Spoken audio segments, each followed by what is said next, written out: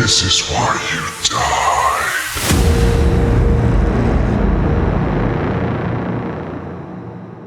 Hello, one and all, and welcome again to This Is Why You Died, a horror film podcast made up of body parts from several other podcasts, which we've stitched together, shocked with lightning, and sent out into the world to wreak havoc in our names. What are those names, you ask? Well, I am Sir Ian Dangerous, and these two young rascals are Dan Marcha Madness and Ryan Ross Live. Hello, boys. How are we doing today? Hello. I love that. So we're all Frankenstein's monster, the three of us together. Is that what you're saying? No, we created it. The podcast is the monster. We're the evil scientists, Mr. Marcha. Okay, and we put him out into the world. Mm-hmm. We're the morally gray purveyors of progress. Gotcha. Or her. This show could be female. In fact, today, it might very well be a very female-centric show, which we'll talk about in a second. But before we get to that, just a little bit of personal stuff. How are you guys doing? What's new? Any big news? Anything going on in your guys' lives right now? I actually would love to share something personal that's kind of exciting to go with. Yes, please. I have officially launched my very own production company.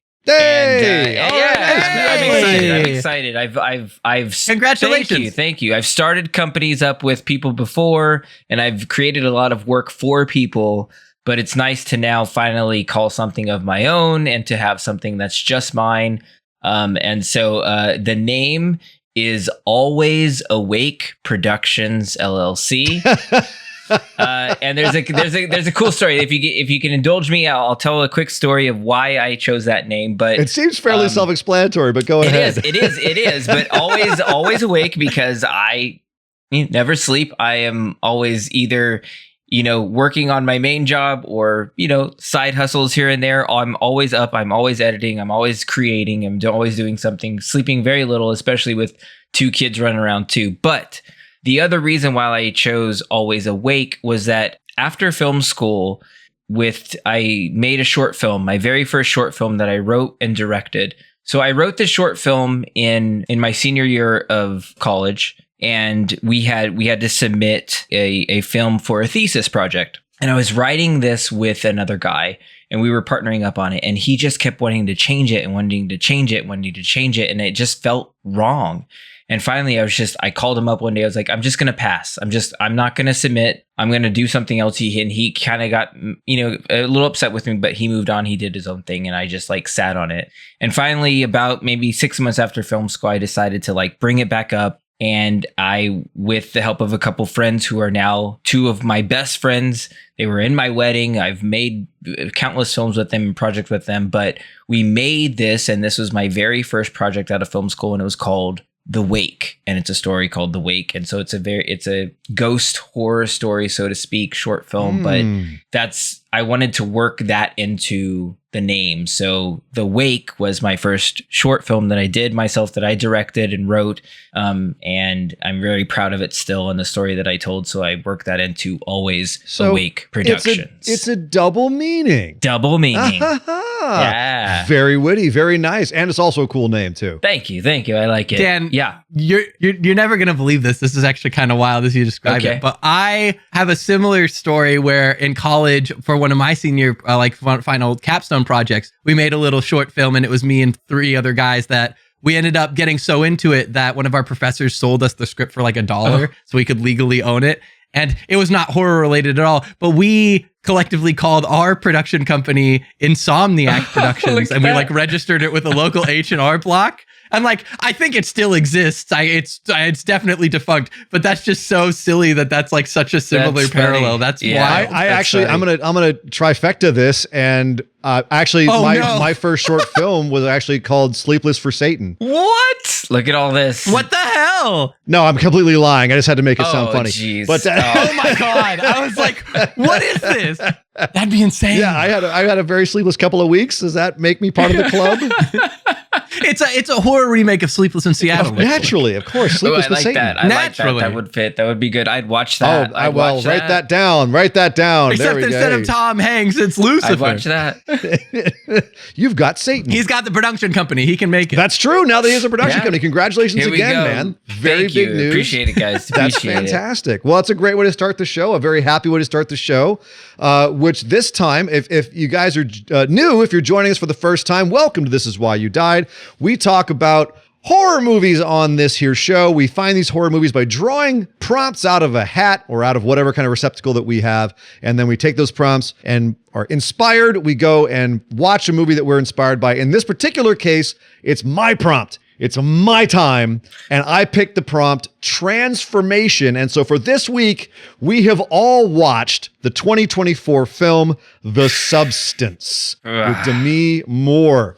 So I think now is a good time to throw this out there, but we do a lot of spoilers on this show. So we're going to talk about everything to do with this movie and probably more than that as well. So if you do not want to be spoiled, if you have not seen The Substance, what are you doing? Go watch The Substance. It's phenomenal. Come back later. Critical darling for a reason. It's incredible. But go watch The Substance, come back, because we're going to talk all about it. Or stick around and you're going to get spoiled. And we'll have fun anyway. How about that? So yeah, we watched The Substance, and I know that Dan and I were rubbing our hands for this one the entire time, because I think this, Ryan, correct me if I'm wrong, I think this was your very first ever body horror film. Like official. I think so. Yeah. I think, well, I mean, so I don't think is it Dead Silence that has the sewn tongues? No. That's not really body horror, but it's kind of adjacent. A little bit, but not adjacent. Yeah. But no, this was definitely the first kind of funky one, at least for me, for sure. Funky is a good word for it. So let's do a quick summary of the movie, if you will. The Substance is, of course, Demi Moore in a amazing performance. Demi Moore plays an aging starlet, kind of a Jane Fonda-esque. Once was a big star with a star on the Walk of Fame. Now is doing jazzercise. Then she gets fired by her sleazy boss, played by Dennis Quaid, and she Brilliant. But she then falls into a pit of despair and feels like her life and career is over, and starts taking a illicit, I guess, a black market drug called The Substance, which makes a younger, hotter version of her burst forth from her back. And then they both have to share time with each other. 7 days, one of them gets to be active, and then they have to switch. And if you break the cycle, if you go too long, if you go more than 7 days, bad things start to happen. And we see that all go down, of course. Things. In this movie, we're going to talk about so much more than this.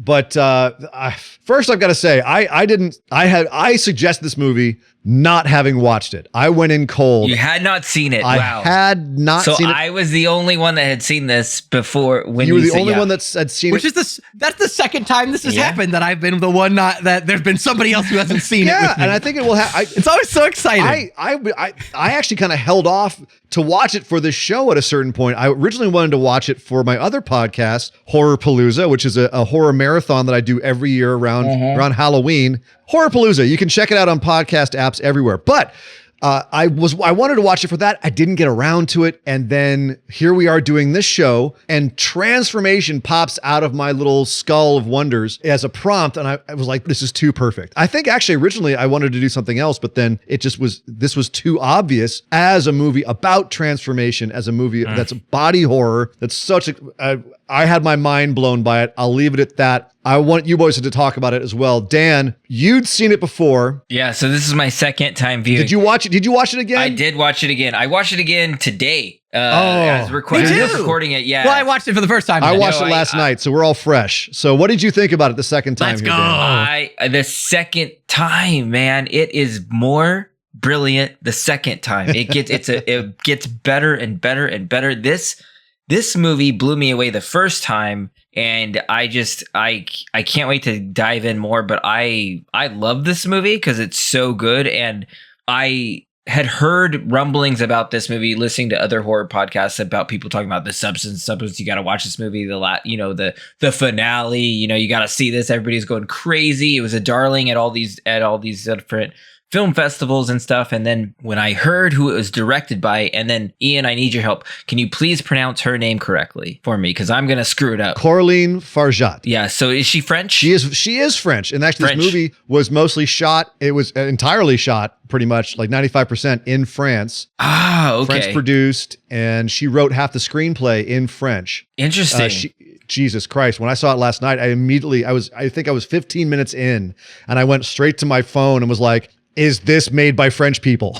Yeah. Yeah. I was like, yeah, smelled it. Yeah. I knew it. Yeah. And it was just, but like, because I had known that she had made Revenge before this, and that was her debut film. And that film blew me away when it came out. When I saw that movie, that was like, I knocked my socks off. That was one of my favorite films of the year. So when I found out that this was her second one, I was like, I had to see this, and it did not disappoint. So I can't wait to dive in more on this because I love the substance. We're going to dive. But now the moment that I think you and I have both been waiting for, Ryan's over there just like shaking in his chair. Ryan, we have to know, what did you think of the substance? Well, let me point out for those listening, all week these two have been like, oh God, we got to see Ryan's reaction to the substance. We're going to lose Ryan, whatever. And I was sweating going into this movie, and I actually loved this movie. I thought this movie was so cool. And the thing is, like, the body horror elements weren't that bad for me because it felt so sci-fi-y to me that it almost took on that kind of like suspense of disbelief of like, it became very like, not like surreal, but kind of, it had that kind of fantastical element surreal. To it. It's absolutely a surreal movie. Yes, but I mean, like, specifically, the feel felt very like almost like Squid Game-ish of like very out there and like kind of like, okay, like there's a separation there. But halfway through this movie, and like, I'm glad we did the spoiler warning, like, I paused. I watched this with Sasha. Sasha and I watched it together. And halfway the movie, I paused and I was like, no, I love this movie, but I love this movie because this movie feels like a parallel to one of my favorite books. Which is? And so the Portrait of Dorian Gray. Yes. Oh, yes. 100%. So the portrait of Dorian Gray, for anyone not familiar, is a book by Oscar Wilde, who was a gay author in the 30s, I think? Late 1800s, early 1900s. Okay, late 1800s, early 1900s. And the book is essentially, I'm going to summarize very, very high level, but essentially there's a painter who paints a beautiful young man that he's inspired by, and it's like the best painting he's ever made, and he gifts it to the man as kind of like a veiled gesture of love.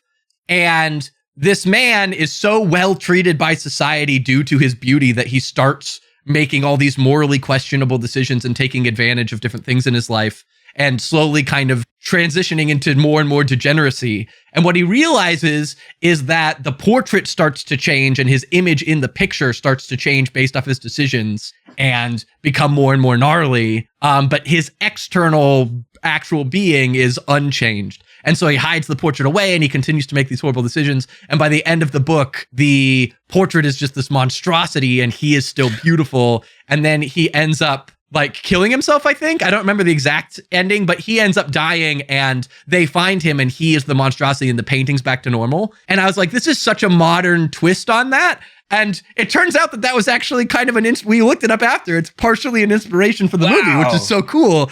But I was loving that angle and I love that book. But I think one of the coolest parts for me is that book is more about morality. It's more about how the world treats you and how like the decisions you make because of kind of those external factors, which is still a point in this movie. But this movie, told from a feminine perspective, is a lot more about kind of the self-hatred and self-doubt put on by society for looks and glamour, and has a lot more of that element present than Portrait of Dorian Gray was. And I thought that was not only very poignant, but lended to that modern aspect. And so this was fascinating throughout. I really, really enjoyed it. Yeah, and I want to actually touch on something there, because you mentioned Portrait of Dorian Gray, which I had written down as one of the things I saw as far as a source material or inspiration for this.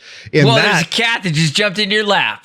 The brand new cat's joined us. Nick's wanted to guest star. Continue, sorry. Sorry, I just got distracted. So in Portrait of Dorian Gray, he dies because he stabs the painting. With the knife. What it is. Yeah, he stabs the painting. He's so horrified by his own image in the painting. By himself. And that's a lot of what this, as you say, this movie's about self-loathing. It's about how external pressures and society have forced women to loathe themselves because of certain societal pressures that are put on them, because of what they're told their value is and how they're valued. I mean, the movie is not subtle in any way. I mean, I think I would love to just go on like a rampage of trying to find all of the subtexts and symbolism that's in this movie, and just like kind of going through all of the themes and ideas that it has, because it's so many. It's throwing them at you like crazy. And I think even the inspirations are coming at you like crazy. I mean, the number of filmic inspiration that I saw in here, like the number of Kubrick references. Kubrick all over the place with the long hallways, when she's transforming, you have the 2001 lights going by you. They use what's the song? Also they use the Odyssey theme, the 2001 Space Odyssey. Also Sprach's Zarathustra. I can never pronounce it, but they use that. That's what he was saying. Yeah, that's the 2001 Space Odyssey. That's what I'm saying. Yeah. I mean, I want to definitely jump into that too, because and we don't have to get there right now, but like I want to talk about all the Kubrick stuff and what let's go right now. Let's do references. Let's do right. So we've got Kubrick. All right, let's jump in. Hitchcock. She used part of the score from Vertigo at one place, which is a movie about a man who's trying to make a woman fit to his idealized mold of her. So she felt it was. She originally used that bit of the score as a placeholder, and then they were like, "No, this is too perfect." So now there's a Bernard Herrmann score in this movie. The lighting in the apartment they modeled after Hitchcockian lighting. Oh yes, of course, yes. I saw that. She also said that David Lynch was a big inspiration. If you look at the design of what they call her, Eliza Sue. Monstro Eliza Sue. Yeah. At the end, very Elephant Man. Yes. So things that I found that she said that she was inspired by, her own short film. She did a short film in 2014 called Reality Plus. You've got the heightened reality, the spine scarring is in that movie. The idea of changing one's appearance to fit in, to portray something to other people. It's a movie about where people can get chips implanted in their brain so that they will have a hologram of what their idealized body would look like. Oh, wow. And so other people perceive it the same way. Very Black Mirror. Very Black Mirror. Yeah. So it took a little bit of that. She was inspired for the score, and she's inspired in general by Jonathan Glazer's Under the Skin. She likes Jonathan Glazer a lot. She wanted the second stage of Demi's transformation to look like Ellen Burstyn in Requiem for a Dream, where she's in the kitchen, like kind of witchy, like definitely tearing everything up. Yeah, I could see that. Interesting. Yeah. She poached the cinematographer, Benjamin Krassoun, I think his name is pronounced, from Promising Young Woman. I don't know if either of you guys have seen that movie, but that's another like polemic about women and their agency and sexuality. And she was inspired by that movie. They were inspired by The Fly, obviously. Yeah. Gremlins, the blob at the end was inspired by Spike from the Gremlins. Is Society I was just going to throw in, Brian used the Society 100%. I saw Alice in Wonderland, Eat Me, Drink Me, Take Once. Oh, interesting. Yeah. Nice. Yeah. Dr. Jekyll, Mr. Hyde. Without exception. Yeah. Oh, yeah. She also said Jennifer Kent and Babadook. Oh, cool. A Sunset Boulevard was one that I thought of as well, kind of a woman after her time. And Death Becomes Her. I don't know if you guys have seen Death Becomes Her, but that's with Bruce Willis and Meryl Streep. Fantastic, about women who are in Hollywood who want to remain young, and they take a potion to stay young, but then they stay young forever. So even when they die, they can't die. They just start rotting. So fun. That's a fun movie. Oh, God. And then John Frankenheimer did a movie called Seconds, in which a man is told by a kind of a shady company that they can make him into somebody else and he can take on a second life. And the way that they handled getting the drug was kind of reminded me of that movie. So many. There's just tons. There's tons of, and that's just the stuff I picked up on. I don't know if you guys picked up on other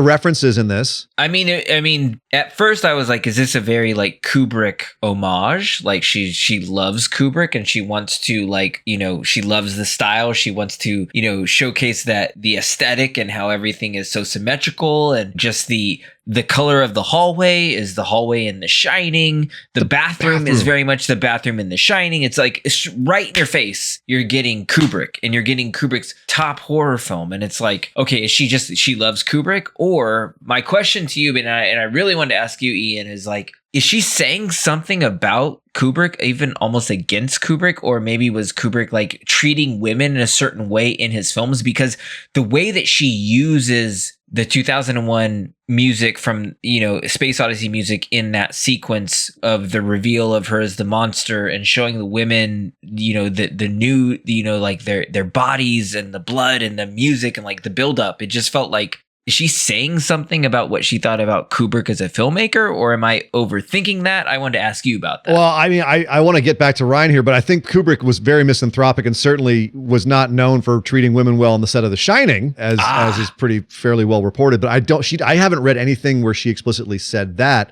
I actually thought that the 2001 music was in reference in the movie. It's the dawn of man finding violence. And what she's about to go on the stage and commit some violence. And she has explicitly said that I see unintentional violence. Well, no, she said that this movie is definitely a movie where she wants to express the violence that she feels the world is pushing onto women, like how violent these thoughts get. She wrote this script. She said she turned 40 and she started having thoughts towards herself that were so violent that she didn't know how to express them. She didn't matter anymore. They were self-destructive. She said, I have to express this or I'm going to explode. And I was so affected by that end sequence where El Monstro is up on stage and she gets attacked and just explodes all over the audience. Like, it felt so cathartic, like such a release, and like, fuck all of you, take this blood, which classically, when it comes to symbolism with women, and they even have a moment where a guy makes fun of period blood in this. I feel like it's very, very much a powerful expression of feminine rage and feminine revenge in a way. I mean, there's a billion bits of symbolism we can get into. Ryan, I want to hear what you took away from this. What did you see in this movie that really popped for you? I mean, well, for me, the big one was the Dorian Gray was the big parallel that I kind of saw. And then, like I said, there was a little bit of Squid Game in like the phone calls, the mysterious voice, the kind of like the really modern room hidden in an alley felt very that way. I don't have a lot of experience with a lot of the other movies that you guys mentioned, but just throughout, I was kind of struck by, like, we were talking about how great Dennis Quaid is in this movie, Sasha and I. He is such a like quintessential caricature of like LA film executives and like especially the old kind of agency or like film producery misogyny that took place with like the Marilyn Monroe era and all of that stuff. And it's over the top, but still feels so real and so kind of gritty. And this whole movie is like almost carried by three people. It's really Dennis Quaid, Demi Moore, and I don't know the name of the actress who plays the young. Margaret Qualley. It's she's Andy McDowell's daughter. Oh, interesting. Oh, wow. Okay. And so like the three of them are basically the movie with a bunch of extras for the most part. And that was brilliant. And like the prosthetics are crazy. So good. And to your point, like the lighting of the dark room by the shower, which by the way, the to imply that she can just engineer this room by her shower is absolutely ludicrous by herself in her. I'm sorry, there's other things in this movie that made you think that we're in reality here. But like, hey, but I mean, like, like we're going to go semi-science fiction, but then we're going to have her be like a master engineer. Yeah, she comes out not knowing how to do a spinal tap. You don't think she can make a door in a wall? Yeah. But that room was so cool, and the way that they lit it was awesome. And so like those are the type of more production stuff stuck out to me than references, because I have a lot less references to draw from. But no, I think you're spot on. There's so much production stuff that we can talk about as well in this that's really good. But before we do that, I want to mention, you talked about Dennis Quaid and his incredible performance in this. I got a couple of bits of trivia about that. One, it wasn't supposed to be Dennis Quaid. The original actor died 2 months into filming. No. And that was your favorite, Ryan, Ray Liotta. Yeah. It was originally going to be Ray Liotta, but Dennis Quaid came on late and thankfully knocked it out of the park, including he did like a Cool Hand Luke kind of thing here. That scene where he's disgustingly eating shrimp and they're like up in his face, like He actually ate those shrimp. He ate 4.5 pounds of shrimp. Oh my God. That guy must have been pooping sideways for a week. Yeah, it was. Honestly, early on in the movie where they're doing all the fisheye lenses and stuff on him was such cool filmmaking. That. Just like really emphasizing like this guy is just disgusting and up in your face. And so the whole like, here's something to keep you busy. My wife loves it. It's a freaking cookbook. Like, oh man, just pounding into your face the misogyny and just the ignorance of this not even just a cookbook, but like a really complex French like book from the 50s. And the timelessness of this movie, how they managed to make everything look old but also futuristic at the same time. Right. You mentioned the 50s kind of way that he seemed.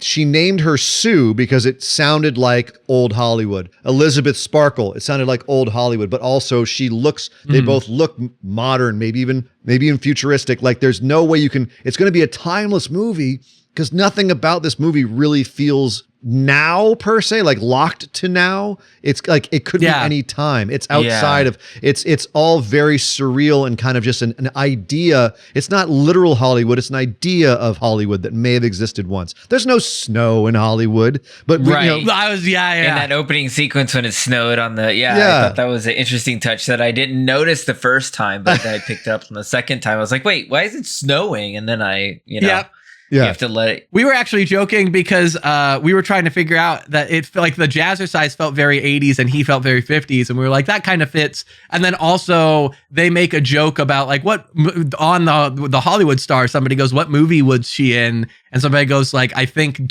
King Kong. And so it kind of seems like it's meant to be kind of a surrealistic like 80s-ish. But it, to your point, had very modern elements and a kind of, she's got a flat screen TV in her apartment and stuff. Like it's definitely kind of ambiguous. But she still gets the newspaper and reads, the small print in the newspaper as well. So it's got a little bit of paper. It's a nice mix of technology where it feels. I love it when movies do that. It's one of the things I liked about It Follows is where It Follows. I was just about to say that. You can't really figure out when it's happening or even if it's happening. It feels 80s, but then she's got this like flip phone touchscreen thing that's like that wouldn't exist in the 80s. So I love that in It Follows. And what it's great for is especially a movie like this where you are like she's saying explicitly to you, we're not in reality. We're going to go on a journey to another place where we're going to talk about things that maybe we can't talk about in reality, that we can't really do in reality. We're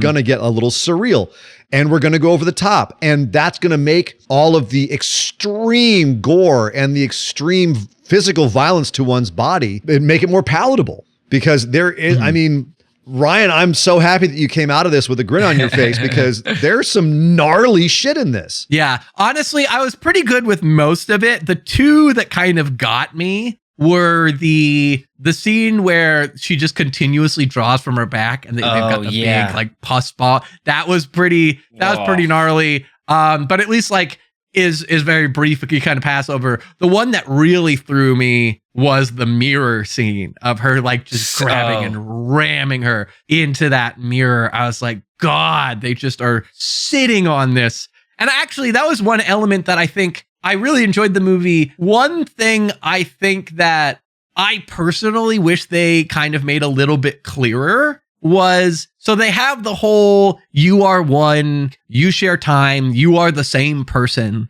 And she's constantly blaming the other side, they're like, she's not respecting the balance, whatever. And it, at least for a while, it seems to imply that this is just her own self-hatred and her own decisions and her unable to take ownership of herself. But then later in the movie, especially during the termination scene, it almost implies like maybe they weren't the same person the whole time. And it kind of muddies that a little bit of like, it becomes very ambiguous where it kind of before was like, well, she is so self-destructive. She is so traumatized. She has so much of this self-hatred that she can't take ownership of either side. She's constantly tempted and then justifying and trying to blame all these external factors. And then they kind of undermine that a little bit later, at least for me. I'm curious to see if that was the case for you guys or if you guys disagree. So my takeaway immediately on that was when she's the young version of herself, it's, for me, it was just, it was kind of hard to watch because what it made me think of, and I'm pretty sure this is what it was. When you're young, you don't think about all of your actions when you're old, right? Yeah. You go out partying, you do some crazy shit, and you say, old me will be fine.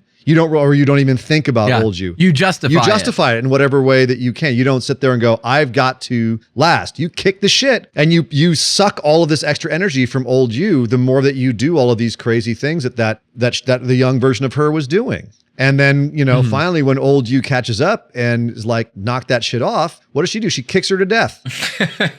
Kicks the shit out of her. And the violence between the young and the old in this, I thought was also very expressive. And it was, like you said, it was such a violent scene where she's smashing her face into the mirror. If you think of them as one person, she's doing that to herself. She's kicking the shit out of herself because of her own self-perception, how much she hates herself. The one time in the movie where things, I think, get very, very real and we step away from this surrealism and we get into something that's very, very controlled and centered, it's the heart of the movie, is where Demi Moore, her character, Elizabeth, when she is like, okay, I can't let this young version of me dictate my life. I'm going to go out and have fun too. I'm going to not be lonely. I'm going to get this guy, this random dude who recognized me in the street, this nebbish guy. I don't care if I'm out of his league. I just need to have some sort of human companionship. And I'm going to go out on this date. And she goes to get ready for this date. And it's Demi fucking Moore. I don't care if she's 62 playing 50 in this movie. She looked like $1 million when she first dressed up to go out. Fantastic. And the second time. And when she looked at herself, she's like, it's not good enough. And the second time, still looked amazing. That scene was so heartbreaking to me, man. It was heartbreaking. She sees her reflection in the doorknob. And how many times, I don't care if you're a man or a woman, how many times you flipped open the wrong camera on your phone and seeing yourself in the wrong angle or whatever, and you go, I'm a monster, I'm hideous, and it ruins everything. And she goes and starts ripping the makeup off. The movie is about self-hatred. It's among many, many other things, but just the amount of self-loathing and anger towards the self that's expressed in this. Like the level of violence that she had towards herself in the mirror scene where she's kicking herself to death. Really, I felt Fargeat's feelings come through in this. I don't know if Dan, did this movie, did it resonate emotionally with you like that? I think it did. I mean, the first thing I must say is like the three of us as men cannot fully understand what is occurring, because I think that what she's saying, we can't even come close to what society, and I love seeing it the second time and looking at it as applying what we talked about in Silence of the Lambs with the male gaze, but applying it to this movie and just seeing just watching it another time, I was like, I can't as a man, I cannot even fully connect to this movie, that I just having a female perspective and listening to a female talk about this. As three men, we can't fully do this movie justice, I think, as on that level of what this is saying about what society is demanding of women and making them do and feel about themselves, and I think that's what hit me the hardest is I can't fully connect to it. And I think that's the point, is that this is definitely a strong female perspective of saying this is what women have to do to themselves, and this is what they have to deal with. This is what it feels single day. This is what it feels like. And what I didn't even notice, and what I thought was brilliant about this, and when you're seeing the new with Sue doing her first show and they're filming it, when they show the crew who are all men, by the way. I didn't notice it the first time, but the camera is their dick. The camera is their penis pointed right at her. No camera, that's where you're this is a very surreal movie.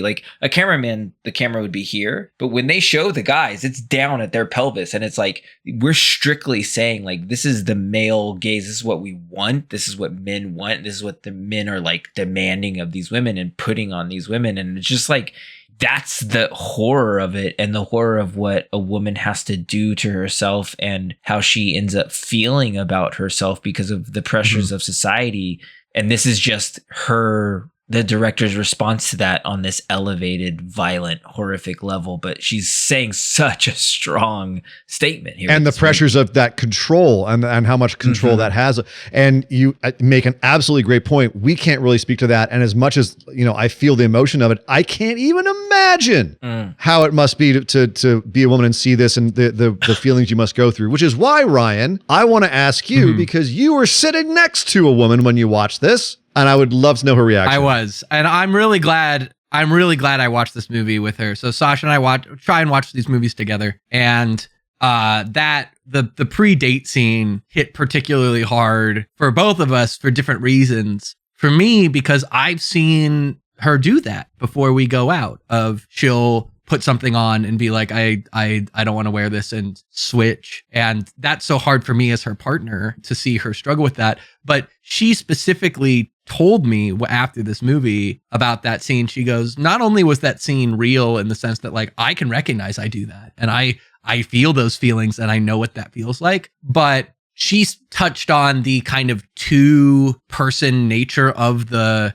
whole movie, of this having these two identities. She said, because we were talking about the kind of ambiguity of whether it's her or not, whether it's another person. Especially, I think the one that kind of threw us was the interview that she does with the night show host. Of she's watching back the interview as if she doesn't remember it happening. She doesn't know the answers that are going to come out of younger her's mouth, and then she reacts negatively to them. And that kind of was like, are they different people? And the way that she put it, I'll try and quote her as exactly as possible, was she said, sometimes those self-destructive feelings feel like another person. Like logically, I can recognize this is an unrealistic feeling. This is not logical, but I cannot control or take ownership of these self-destructive thoughts because they don't feel like me. They feel like an external force or an external person, like persona, pushing these thoughts upon me. And there is a separation there of because I can't, I being her, because she can't essentially control those thoughts or own those thoughts, it makes it harder to debunk. It makes it harder for her to like turn away from, because it feels like she's not able to adjust it if it's coming from somewhere else. And like, that's so brutal. And like the fact that women everywhere have to deal with that all the time, and all of society is just kind of like there are whole communities and like TikTokers and accounts dedicated to this shared experience that women have because of how prevalent this is. And it's horrific. It's a horror podcast. It's horrific. It sucks, and it's real. But yeah, that was a brutal thing to watch for a variety of reasons. And it's funny because that is the nature of this movie, is that it's a horror movie that's wrapped in satire, that's wrapped in surrealism. Like there's a lot to unpack here. And I've seen people somehow say that this movie isn't deep enough or doesn't have enough going on. And I'm like, oh wow, what fucking movie did you watch? Because I could uncover a new layer of this onion every time I watch this movie, and that's without the amount of emotional connection that I would have if I were a woman watching this and really connecting to a lot of these emotions in a much more visceral way. Even the guy on the phone, when she calls to be like, hey, I've got an issue, he's dismissive. He's like, then respect the boundary. Beep. Like, no, do it. No help at all. Like, this is the system. Either respect it or don't. Okay, bye. Which I think is kind of fair. Like, yeah, I mean, it is, but like also I think that ties into the message. You were told, man, the mistakes you make in your youth will come back to haunt you in your old age, and you decided to go, I'm going to drink a whole bunch of wine and fuck that guy on the couch. Yeah, and I mean, like, it definitely plays into her self-destructive tendencies, but I also think it plays into the guy on the other end of the phone is a male dude, and he offers no help whatsoever. He goes, here's the facts. Deal with it. And she goes, I need help. And he goes, you have everything you need. Like, either you use it or you don't. He almost is kind of an insert of society. He sets up a situation in which she has all the tools she needs, but she's partially set up to fail by the nature of the actual circumstance. And then when she trips and asks for help, they go, Not our problem. That's a good question, actually. Is the substance the system? Is it a representation for the system that divides women into before and after they're valuable? Because that's what it does. It divides her into her younger self and her old lonely self. Is the substance the system that divides? I don't think it's going to be that literal. I don't think it's that literal, but I do think that the nature of the substance and the nature of those who would go for the substance in the first place is partially predatory. Because let's be honest, the amount of people who would go for a substance like this, right? If you are a elderly person that's happily married and has a family, like, yeah, everybody deals with the struggles of age and everybody deals with the fear of aging and feeling of like the sense of purpose that comes with, especially in, I would say, America, of like having the purpose of your job, having the purpose of like what you provide to other people in society. Like that's something that is a very human thing that isn't specific to one gender or the other. But those things are going to be lessened if you have a happy relationship, if you have a support system, if you have other like factors going for you. Whereas the only other person that we see that's engaged with the substance is a lonely old man who was previously implied to be a doctor, had a very also successful career, and succumbed to this thing because he didn't want to be done. He felt like he had more to contribute. And so does she. She's addicted to the glitz and glamour that she's losing in her old age. And she doesn't have a steady partner. She doesn't have family to rely on. We don't see her talking to any friends. These are, to kind of our point with the invitation episode, desperate people who are lonely. And that's the type of person that this type of substance would appeal to. And I do think that by nature is partially predatory. I could go even a step further and just say that, and maybe you guys could agree that we are already taking the substance, that the substance is everything that we do to try to reverse what's naturally happening in our life, like all these supplements, all these things, all these health crazes, all these things that we're putting, makeup things, people doing things to their face where like when you put them side by side, they're like, I mean, they're doing this to poor like Kate Beckinsale right now, but there's this like viral thing going on where it's like they're putting her from 10 years ago to now,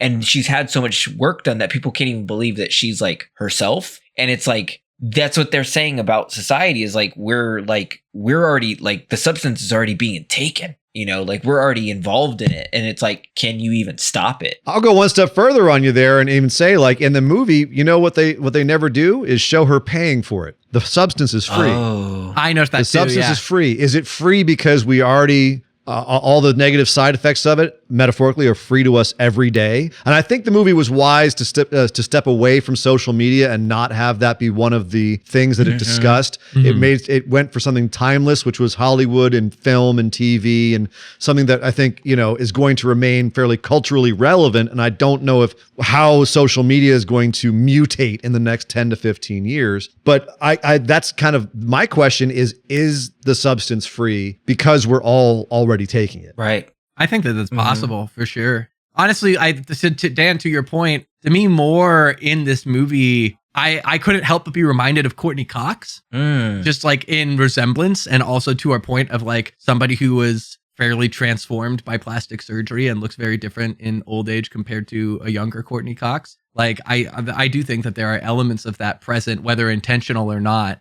Maybe. I just have to say, speaking about Demi Moore, but I mean, I think Oscar-worthy performance here. Like, she's incredible in this movie, Demi Moore. But I think that the casting in this film is just really, really smart, too, of just taking these iconic people like Demi Moore and Dennis Quaid as these characters that we've kind of seen grow up. I mean, basically, like, build their careers in Hollywood. And so to then have this be a critique, especially involved in a surrealist, but like in a Hollywood type of setting. I thought that worked. And it's funny because Demi was not her first choice. Who was it then? She went through a bunch of people. I haven't actually read who she went through, but I think she doesn't want to out them, but hopefully we'll find out at some point. But Demi was fairly far down the list, and she didn't think that she would do it. And then when Demi said, yeah, I'll do it, Coraline read Demi's autobiography and went, actually, shit, she's perfect. She's been pushing female expression her entire life. She's been fighting against the male system her entire career. She's been pushing for how the woman's body is perceived, posing pregnant and naked on the cover of Vogue. Demi's been a trailblazer in this her entire career, so it's actually extremely apt that she be the one to be in this movie. And as you say, an incredible performance and one of the most fearless performances I've ever seen. Absolutely no ego whatsoever to this, and it's terrifying. Like even Margaret Qualley had to have fake boobs put on for her nude scene. Really? She said, "I wish I had that rack, but not in this lifetime." But they wanted to have this kind of idealized Jessica Rabbit kind of figure, and they got it. I mean, for Demi to stand next to her in this clinically lit, nowhere to hide bathroom where they're both buck naked that's one of the bravest things I've seen in cinema in decades. I want to say something about the way that they filmed the female body. I thought was so smart and interesting, where when they were focusing on Demi's body, and then of course especially the gross body horror of like extracting stuff, it felt very like clinical and very like documentary, like we're documenting this sort of surgical thing. And when they filmed Sue, they treated her body like an exotic car. I felt like they shot her ankles like just like perfectly slow motion, just like interesting that you use a commodity to describe it. That's exactly, and I think that was the purpose. I really believe that was the purpose. They were treating the woman as the object. They were showing like, look, we're putting the woman as an object on display, aggressively, and like we're featuring her as this sleek vehicle that you want to buy. They did a slow mo of a jiggle. Exactly, like it's it was I loved the in your face choices that she makes, and the film before this, Revenge, takes the subgenre that's been made popular since the 70s, I guess. Right, Ian, you could probably correct me, but it takes the horror subgenre of the rape revenge movie and kind of subverts it and twists it and makes it like this eye-catching poppy incredible film. But I love how she takes the kind of these like tropes of subgenres in horror or these subgenres that are popular now, first rape revenge and now body horror, and is just kind of like twisting and subverting and elevating them. I think she's an incredible director, and I have to just voice that in this podcast because she's somebody to watch, man. She's someone to watch, and her creative team is spectacular as well. As you guys mentioned, the filming techniques. One of the things that they did in the dance scenes where Sue is actually doing the choreography, they shot in full 4K, and for all the other scenes, they downgraded it to 2K and then upscaled it back to 4K again to get a softer look. So that the only time that you have that just hyper real, like you can see every pore kind of film is in those scenes. And then they're shooting like almost pornographically of her body. Like if she hadn't, and I mean, barely not, that leotard was barely there, but completely intentionally. Like it's the most aggressively like punch you in the nose, male gaze kind of camera work that you could ever possibly imagine. Yeah. Well, they have a New Year's Eve special where everyone's completely topless. Kids in the audience, little girls. There's a little girl in the audience, which I'm like, what a New Year's Eve special.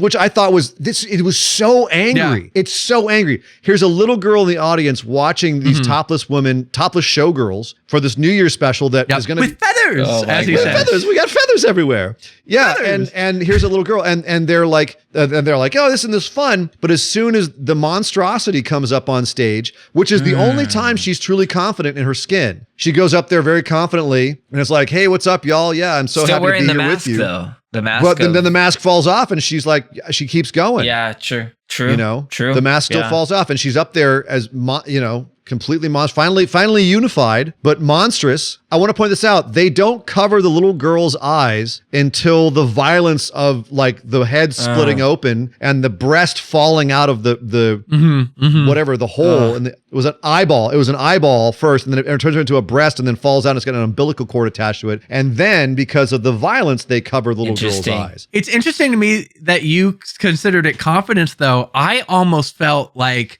she was so addicted because they really focus in on the notes, right? Like you were so great at the beginning. They really focus in on were, and then the last card that she gets is they're going to love you, and they keep focusing on they're going to love you. They're going to love, right?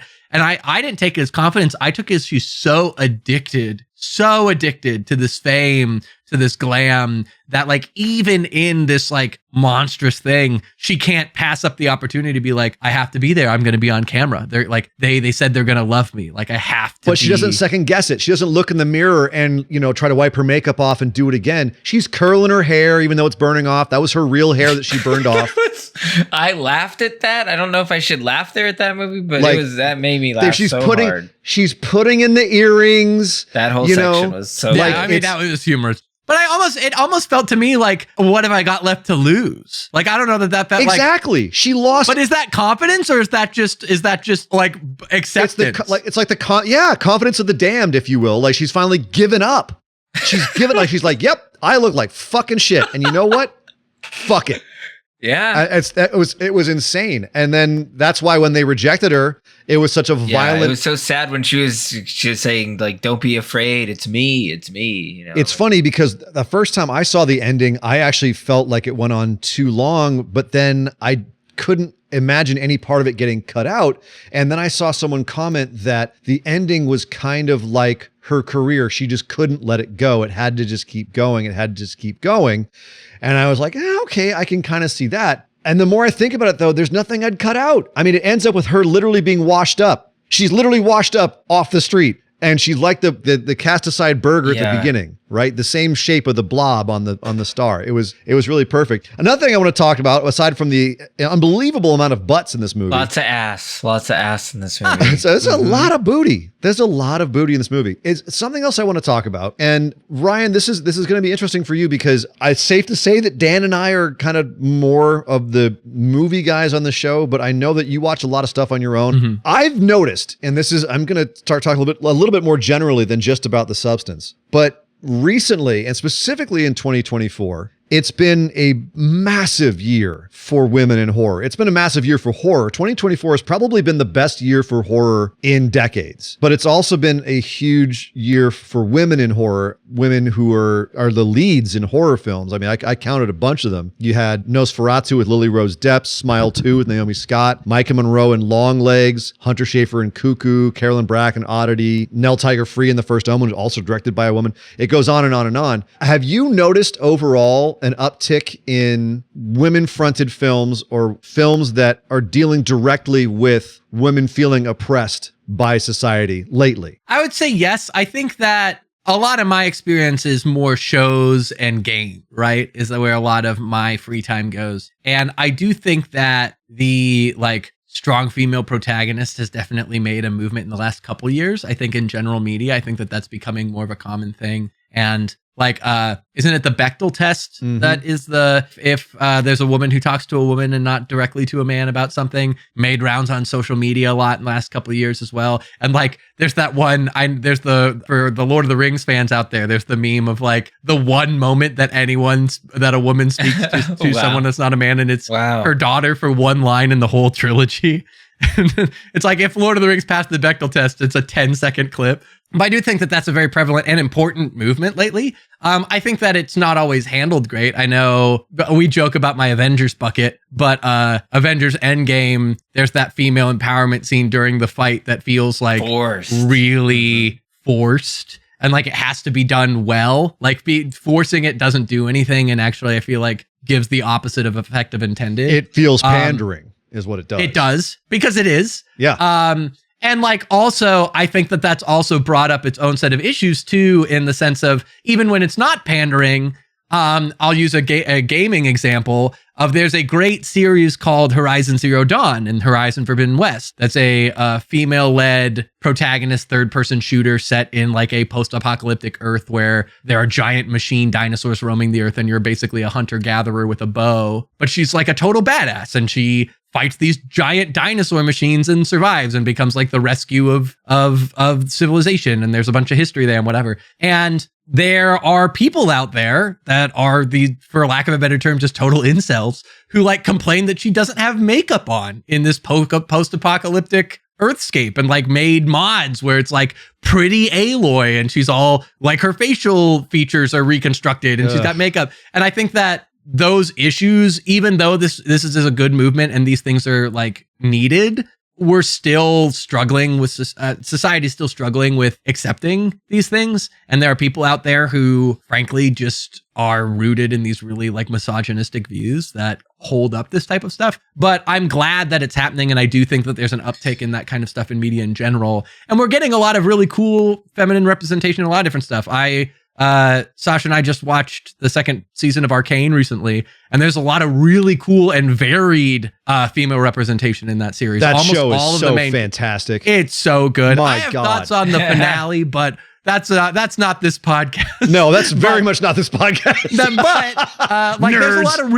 There's a lot of really powerful and varied women in that. They have a lot of different feminine body types and personality types, and all of them are very cool characters in their own right.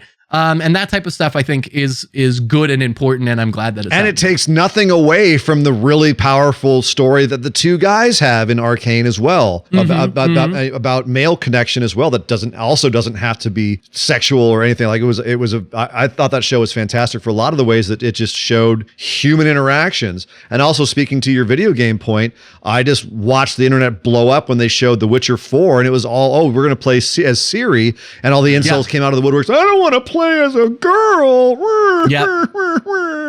Is she not even as hot as she was? The creators came out and said the whole series is about Ciri. Yeah, like it's always been about Ciri. It's good. It's happening. It's unfortunate some of the barriers in its way. The idea that there's just so much bubbling for female empowerment and for discussion of female bodies, and in the case of The Substance, in how they're viewed and how women feel like they're being violently controlled. I don't think that it's surprising, considering coming in the fall of Roe v. Wade, and women now feeling like their bodies are not their own. They're starting to live in societies where they're having even less agency. Certain states' rights are going away. And all of a sudden we have movies where they're like this one, like Substance, where women are having this incredibly violent reaction to it. I mean, I'm trying to find the quote. Coralie Fargeat even said, "Horror is a weapon of expression." That was her actual quote. And I thought that was I think that's why I've always gravitated towards horror as the genre that I most connect to, and the genre that I want to create films and tell stories through, is that it always, like, you can take a very, very important message and kind of not bury it, but like hide it in a way in these fantastical elements, and people will like eat it up. You know, when you can take like package it, I think is the word you're looking for, in a way that then like you can put this make very strong comments, and you can like analyze society and make a comment on what society is doing wrong or whatever you want to say about it, and package it in this very kind of like interesting, kind of like terrifying way that makes it a little bit more digestible. But then underneath, you've got these layers, and that's what this movie brilliantly does. It's the spoonful of sugar. What I love about horror. Exactly. Yeah. It's a spoonful of sugar, and a movie like Substance couldn't exist in any other genre and have the effect that it has, to just be so over the top and so in your face and express so much all at once. You couldn't do it anywhere else. It has to be in a genre where you expect going into it, you're going to see things that are transgressive. You're going to see things that are unusual, that are going to push your boundaries. The idea is that boundaries are pushed. You know there's discomfort coming. There's a lot of genres that people go to watch because they're not going to have their boundaries pushed. They want their nice little comfort zones. Let me go watch my Western where the good guy always wins. And horror is always going to push your buttons. And that's why artists are starting, especially in the last 10 years, are starting to find you can say some big messages in these movies. Honestly, and can we talk about the prosthetics? Oh my gosh. In this movie? Like, the prosthetics are insane in this movie. The stuff that they're able to accomplish. I know there's a little CGI involved in some of it, but like a lot of the 85% was prosthetic, which is good. Wild. It's so good. Oh, some of it I squirmed a lot even the second time through. And I gotta say, I don't know what it is, but nails peeling off, breaking off, I can't stand it. Yeah. I can't stand it. And they do it a lot in horror movies, like people getting dragged away. Oh, I can't do it. It used to be medieval torture. That was one of the most effective forms of torture, was to tear people's fingernails off, because it's so viscerally painful compared to almost anything else you can do to a person. To make them watch you tear them off specifically because it is so just and to horrible. tap into the pulling teeth and pulling teeth, pulling teeth and making us watch that, especially in the finale. I was like, I was squirming. I loved it. What's really quickly on the teeth thing? What's one of the hardest, gnarliest sound effects you've ever heard? For me, in American History X, when those front teeth hit the concrete, they just lightly tap, just kink, and you're it's I haven't the worst. even seen that, and I'm already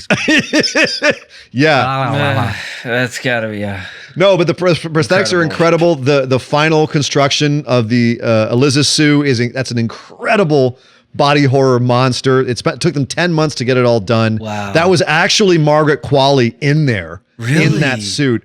One eye. Well, they were both in there, no right? hearing. They were like back to back in it. No. So no, Wow. that was CGI. Demi's face was a CGI face. Okay. But she was Demi in what they called the Golem, the hunchbacked old woman. Yeah. That was Demi in that, except for like some of the wide shots where they had a body double. But so also really quickly, the design of Eliza Sue, she said she wanted it to be a Picasso of male expectations. Wow. Whoa. Which I love that phrase love too. That the way that because you talk about just an absolute misogynist, Pablo Picasso, and the things that he did to form and the way he would tear them apart and stick them back together. I love that. I love the juxtaposition there. Wow. That's uncomfy. I mean, we've got a ton more things I know we could all say about about Substance, but I think we're gonna have to leave it here because Otherwise, we'll be good here Lord. forever. Yeah, We're going to be here forever. True. But the bottom line is what a movie. Like everything that you've heard about The Substance is 100% true. Incredible movie. It's already been nominated for 3 Golden Globes. I hope that it's nominated for some Oscars. Lord knows I think it deserves it. Normally, I'm the one who says what a movie on Ian's picks, and this time Ian said him himself. I'm saying on my own pick. Usually I've seen my picks. This time I hadn't seen my pick. What and my a pick was a movie. good pick. What a movie. Pure fucking cinema. Delicious. Look at us swapping seats. Now this is going to be tough, guys, because we are a show called This Is Why You Died. And we have to come up with a reason why someone died. And the kind of the funny thing that we were joking about this when we were making this show was, it's a horror movie. People always die in dumb ways. Only technically, I guess 2 people, kind of 2.5. I don't know. We saw 2 people die in this. One person died twice. It's hard to say. Yeah. But it's really about one woman self-destructing. Correct. So do we all come up with a different reason I think why Eliza Sue died? Yeah. I guess That's not really bummer.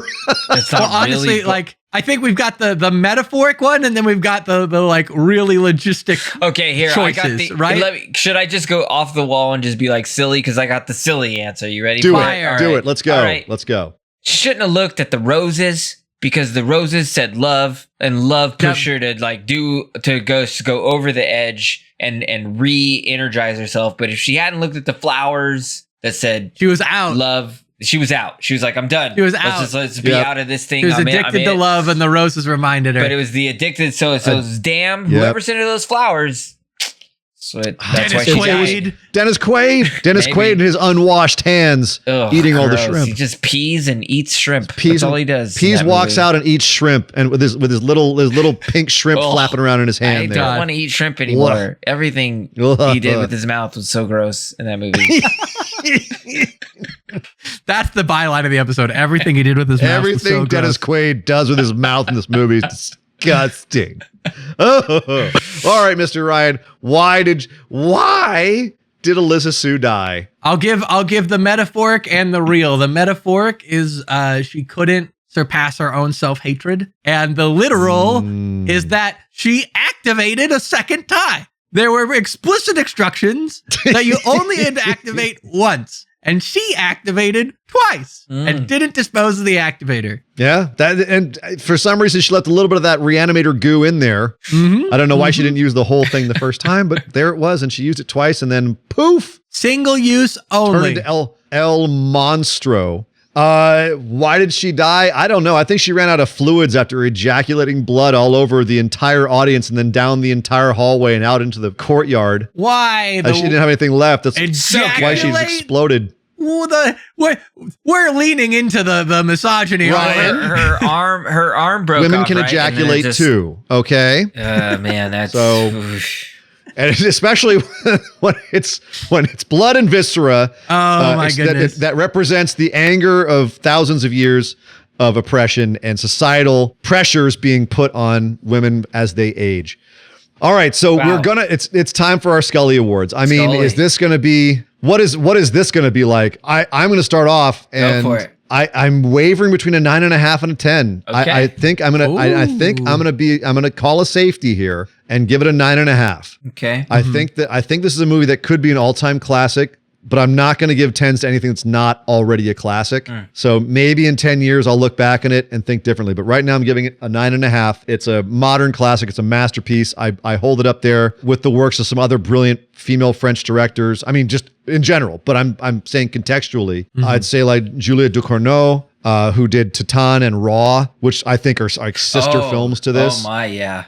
Claire Denis' Trouble Every Day. She does a whole bunch of movies about the violence of internal struggles within yourself. I think this movie's a sister piece to that. And also, actually, Anna Lily Mirpour, who did A Girl Walks Home Alone at Night, she also did a short film. She did like one of the episodes of Guillermo del Toro's Cabinet of Curiosities called The Outside. And it's a very similar movie. It's a woman who gets a weird substance that makes her pretty, but it's much more quirky and weird and kind of cute than the substance. But all of those are dancing around my head, and I think the substance knocked it out of the park. So 9.5 Scullys from me. I'm gonna save you for last here, Ryan. Dan, what was your Scully choice? It's a 10 here? for me. It's upon second viewing, even if there are some flaws, I think that she is such a powerful director that knows exactly her voice. She knows exactly what she wants to show you. Everything is so stark and in your face. And I just love that she just jumped around to different mediums of like, you're going to be in a POV. It's going to feel like you're almost looking at it from a phone or something, she jumped around because she wanted to make you feel a way. And I love that about her choices. I love the acting. I thought Demi Moore gave like a performance of her career. She deserves an Oscar for this. I think overall it's just brilliantly shot, beautiful movie. It's just saying so much that you can just keep watching it over and over, and it is just so like can be so satirical and horrific, and I love it. I think it's a masterpiece, so that's why I give it that 10. 10 out of 10. 10 out of 10 from Dan the Man Marcha Madness. Oh yeah. Ryan Ross live. You are on the hot seat now. You've got you're staring down a 9.5 and a 10 Scullys from your co-hosts. Yep. What are you going to rate The Substance? So I will say I was coming into this episode with an 8.5 in mind. Oh my. I will say post discussion, I'm going to land on a 9. I think that this movie is incredible. I think that, like I said, I love the parallels between it and Dorian Gray. I love the fact that it's kind of a different twist on Dorian Gray and like a more feminine telling and a more modern telling. I think that it does all of that very, very well. I do wish it defined the kind of like, are they the same person? Are they different people thing a little better? I think that, I know I mentioned that earlier. That is a sticking point for me though, of like, I wanted it to be more explicit that it was her being self-destructive or that they're separate people. I think that having it ambiguous and leaving the possibility that it is separate people and not that she's being self-destructive like lessens the message a little bit in a way that it could have been a stronger statement personally. I see you both raising your fingers. I see you both raising your fingers. I want to say, like, Ian, maybe Ian goes. I think we can both go. I mean, it explicitly says you two are one. You two are one. So what do you take that as? Yes, I agree. But then and that's the thing is like that's how I took it for a long time. And then I think that the interview scene kind of throws me of when she doesn't know the answers that the younger self says. We were talking about how certain that voice is. Like no matter what you see, they are one. So you're seeing her younger self mocking her older self and vice versa. You know, it's them, it's that war, it's that clash. But then at that point, the issue I have with it is that it's reactionary. It's that she doesn't anticipate. She can hate the answers, that's fine, but she doesn't anticipate the answers. She's reacting as if it's fresh information. And if they're not one literally, they're not one like, they share a brain and memories and everything, but they're they're the same person. But it implies that they share a consciousness because they consciously they can logically conclude where each other's at and what's happened in between. You have to have that transition of like, why am I on the floor? Why am I fresh birth? I did this thing. I had this procedure, and that gets muddied for me. And that's my complaint. Is that so you're either they share consciousness or they don't. Your literalism is docking a half a point from this movie. Correct. Either they share a consciousness or they don't share a consciousness. And it seems to, the whole movie seems to say, you are the same consciousness. This is a continual stream. Like, you have all of this knowledge back and forth, and you are this one person with this one perspective. And you can self-hate yourself and you can make decisions against yourself. But then there's one or two convenient instances where they seem to forget. And then there's the weird question at the end if they're both in the same room, and it's like, are they the same person? If they're not individually autonomous, how do they work against each other? That's my point. Is that they like it? No, I'm saying they have to be. They have to be individually autonomous in order for them to work against each other. No, because you could still have the self-destructive, to your point earlier, of the young playing against the old, of like, if you're especially if we're implying that like when she's young, she still has the young mental state. Like, she has the knowledge of her older self, but she's justifying from the young perspective. And then when she's older, she regrets it. You can still very much have that angle and have that self-destructive line throughout, and have that like constant regret of the other person making the thing, making the decisions that they make. But to then act ignorant of those decisions, to your point, implies that they're almost separate. And then at that point, you're not one anymore. And that's my complaint. I always felt that, like, even though they share the same kind of reactions to the body, that there was a separation in their consciousness of it. Because even when Sue comes back, she's looking around going like, trying to piece together. That's my point. Like, she sat around for a week. Like, there's an indent in this seat. Like, she just sat here watching QVC for a week long. Well, like, she ate chicken. She ate nothing but this entire chicken for a week. So like I think that that was kind of some of the ground rules that they established. And I bet you, again, this would probably take a whole other podcast to do it, but I bet you there's a reasoning behind that like choice to make it where like, even though you're the same person and you have there's consequences to what you do as a young person to how it affects you when you get older. Yeah. It's like there's still this, like, they still set these rules for the movie, I guess, or the your desires and everything are different, and your perception of the other is different, and the consciousness being different. I think it's consistent throughout the entire movie. No, I agree with that. I personally think it muddies the message a little bit, and I think it muddies the message, and I think that having that juxtaposed with the "you are one" and then having it be separate doesn't quite mesh with me. But doesn't that actually speak to what the problem is they can't see themselves as one because they have these differences, because there's this disconnect. And that's my point, is commit. It feels like it doesn't commit one way or the other. It feels like it kind of plays that boundary a little too much for me, and it gets muddy. Okay. And I wish that they had committed a little harder to one side or the other and just been like, either they're the same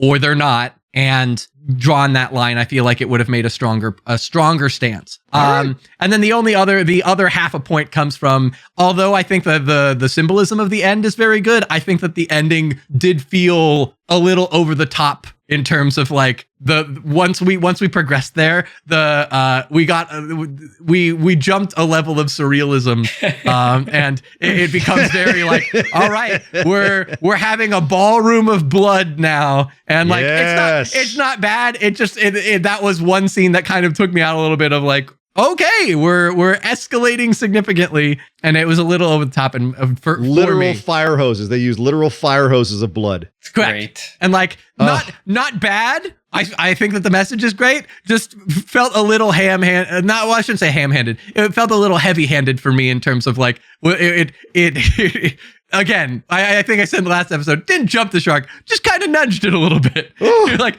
whoa. I don't think anyone's ever accused this movie of being subtle. So if it was too over the top for you, then that's understandable completely. But so I'm gonna give it a 9. Fair enough, man. Fair. We got a 9, Still a 9.5 out of 10. Still fantastic reviews for The Substance on this show. I think this might be our highest rated movie so far, right? This and Silence of the Lambs, I think, are competitive. Okay. Yeah, I was going to say Silence of the Lambs is up there too, but I think that one came in a little lower for round. We have to go check. But that means that my My prompt is up. My show is over. My episode is done. We have talked about the substance, and we have to move on, which means that I've got to get out my little skull here, where I keep all of my prompts than mine. Draw a new one. He's got the coolest one, definitively. See if I can capture the sound of me rustling this. Oh yeah, so they know it's real. Yeah, and pull it out, and it is. Okay. It is Lost. Oh my God! There's so many ways you could go with Lost. that. Holy cow! I'm gonna have to marinate. Wow. On that one. So we're going to watch the entire TV series. No, thank you. I've already lost part of my life to that piece of crap. No, we're not going to watch Lost. What a crappy show. Never again. So we've got technology from me still going and Lost from me, but then now that means Ryan, it is your time to reveal what our movie will be for next week. What was your prompt, and what is the movie that you're going to pick? So I pulled Betrayal, and there was a little bit of a tough part with this one because betrayals tend to be plot twists, generally speaking, in movies. And considering that I'm trying to go in blind to most of these movies, and I also haven't seen a lot of horror, I was in a bit of a pickle because if I'm going to look up movies about betrayal, I'm going to unintentionally spoil the movies for myself. And so I was luckily, kind of by chance, one of our dedicated listeners. As I mentioned, I do streaming and like some broadcasting and stuff on the side. I have a bit of a gaming community that I interact with. And some of our dedicated listeners are members of my stream community and my gaming community. And one of them, whose name is Kristen, thank you, Kristen, reached out to me when the podcast was first beginning and was like, hey, I made a list of some of my favorite horror movies. And like, here are some of them in brief descriptions and stuff. And I was trying to make sure I didn't spoil anything. So I kind of only glanced at it, but I showed it to the two of you and I was like, hey, check this out. A friend of mine made this and sent it to us because she's so excited about the podcast. And the two of you were like, hey, actually, this particular movie would be great for your prompt. And so, Kristen, thank you for the recommendation. I still haven't read your description. I apologize. I'm trying not to spoil anything. But based off of your list, these two recommended that we are going to watch The Audition. Just Audition. Oh, I'm sorry. Just Audition? Okay. Audition. Yeah, like Justin Timberlake in The Social Network. Drop the Audition. Yeah. Drop the. It's just Audition by Takashi Miike from, I believe, 1999. Yeah, that is the correct year. I remember checking. I am so thrilled about this choice. Ooh. You have no idea. Boy, that's a pick. That's a pick. Now, I